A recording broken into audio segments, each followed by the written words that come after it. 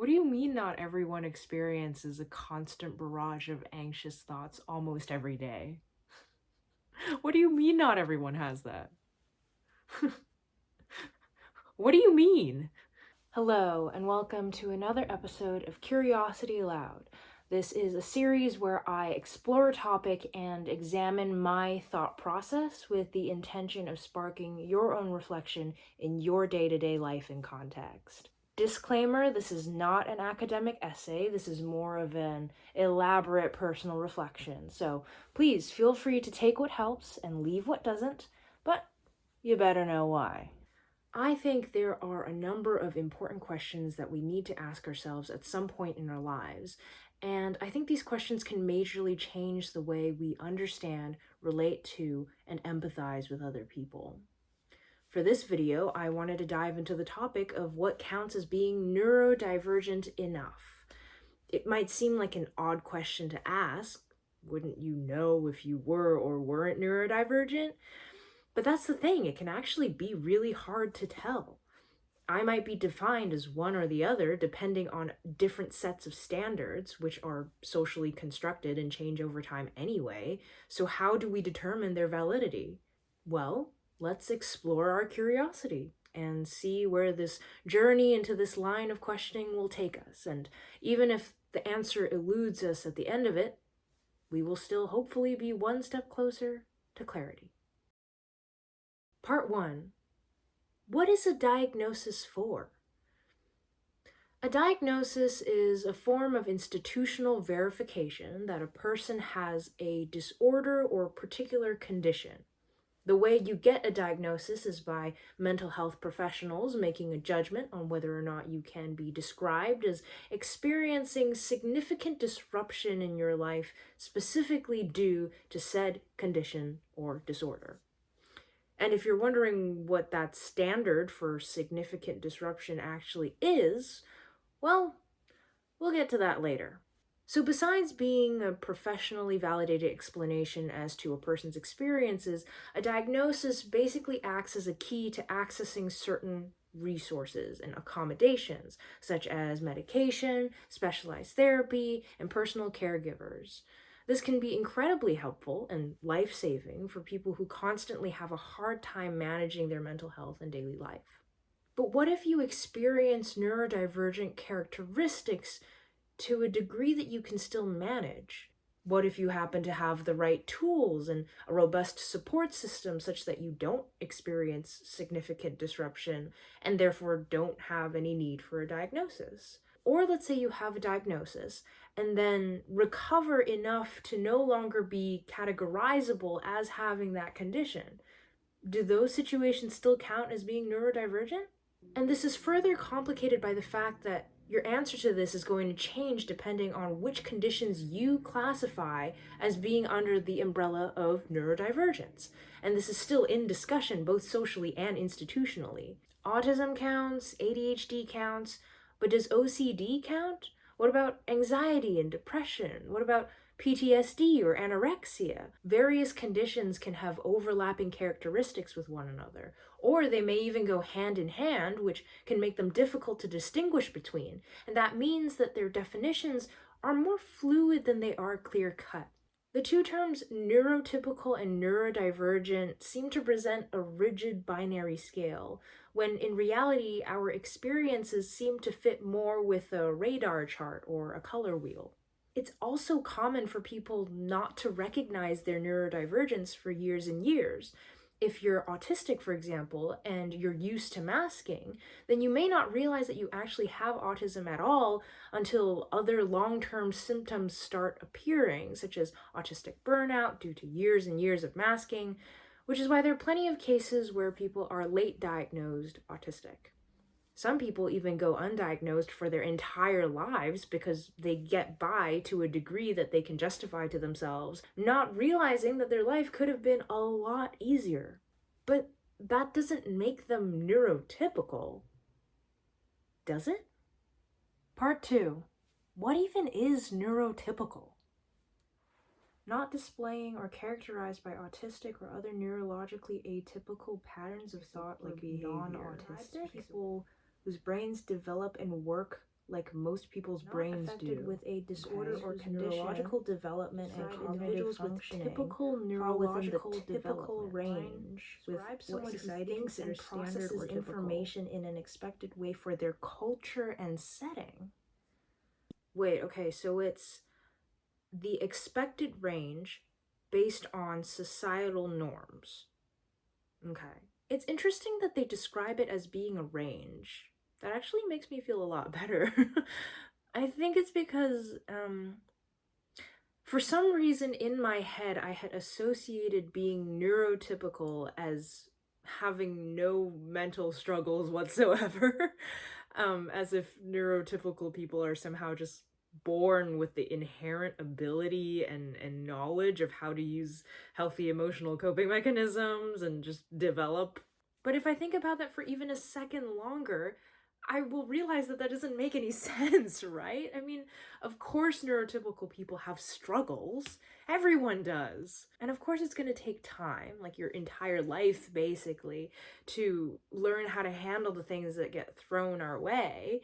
But supposedly neurotypical individuals do have comparatively less frequent and less intense, or maybe simply different, obstacles than people who are categorically neurodivergent. But that's the thing, right? Like, how much struggle is a normal or reasonable amount of struggle? Like, if I live to see another day, then just how bad can it be? After all, the phrase "it could be worse" is not a reliable metric to determine this. Under the right circumstances, anyone can have a high quality life, just as under the right circumstances, anyone could find themselves in a mental health crisis. Which is why I think it's important for all people to have easy access to mental health services, and why I'm glad that more and more people are talking about neurodiversity in this day and age. It's very easy to think that there's something particularly wrong with you because when we look around, no one else seems to be struggling in the same way. But that's really only because you can't read people's minds. You don't always get to witness another person's inner world or their struggle. And so talking about it makes it way less scary, and more importantly, it makes you feel less alone. It doesn't matter if I don't have it that bad. It's reassuring enough just to know that it's a thing at all, that it's something I have in common with other people in this world, and that there are ways to address it if it does ever get significantly disruptive.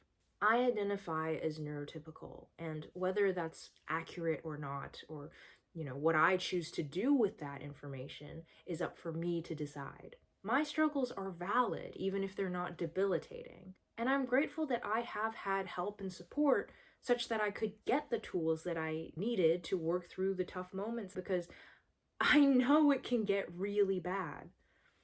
In fact, it helps me understand people who are neurodivergent. I know from personal experience what it's like to be paralyzed by existential dread, intrusive thoughts, and repeated internal phrases like you just can't control it. I know what it's like to feel stuck in burnout and anhedonia, and it is in this way that I can get at least a glimpse of what someone else might be going through. And having that makes it so much easier for me to empathize with them. I'm not saying I know exactly what it's like. I promise you I don't. But I am saying that I see you, I believe you, and I want to learn how to support you. Speaking of, I wanted to talk about something that I think is important for anybody to remember. Part 3. Use what helps you. Sure, it might be obvious, but sometimes I, forget the most obvious things. Or we might be too wrapped up in shame or rigid definitions that we bar ourselves off from things that could be really good for us. Funny how people work like that. Just because I'm neurotypical doesn't mean I can't use techniques that are said to be intended for neurodivergent people. In fact, those tactics are not exclusive to anyone at all. There's no way to gatekeep things like body doubling or parallel playing or putting something on in the background in order to focus on a task. And once I stopped associating these solutions as being exclusively for neurodivergent contexts, I opened myself up to more options of getting things done and taking better care of myself. It's good to keep track of your mood and mental state regardless of whether you're neurodivergent or not. What brings you joy? What gets you down? What comforts you and motivates you? What kinds of challenges do you consistently face? How do you accept yourself even in times of struggle? All of these things are good for anyone to know about themselves. Another thing is I don't always understand social cues. I don't think common sense is common, and I have an especially hard time with sarcasm regardless of who it's from. So I will make it a point to ask clarifying questions instead of just assuming I know what someone is saying when I really don't. I mean, that's just good communication technique to me. I also find it helpful to separate characteristics from the diagnoses they're usually associated with. Like, I can feel frequently anxious without necessarily having anxiety disorder. I can feel extremely apathetic and lethargic without having depression. I can hyperfixate without having ADHD. And that doesn't make my experiences any less valid, it just makes them temporary and manageable. You can go to therapy even if you think your situation is mild. I think it's good to try it at least once in your life just to see what it's about. Even if you're not there to fix an issue, it can be nice to simply talk about things with a professional and just get their perspective on things.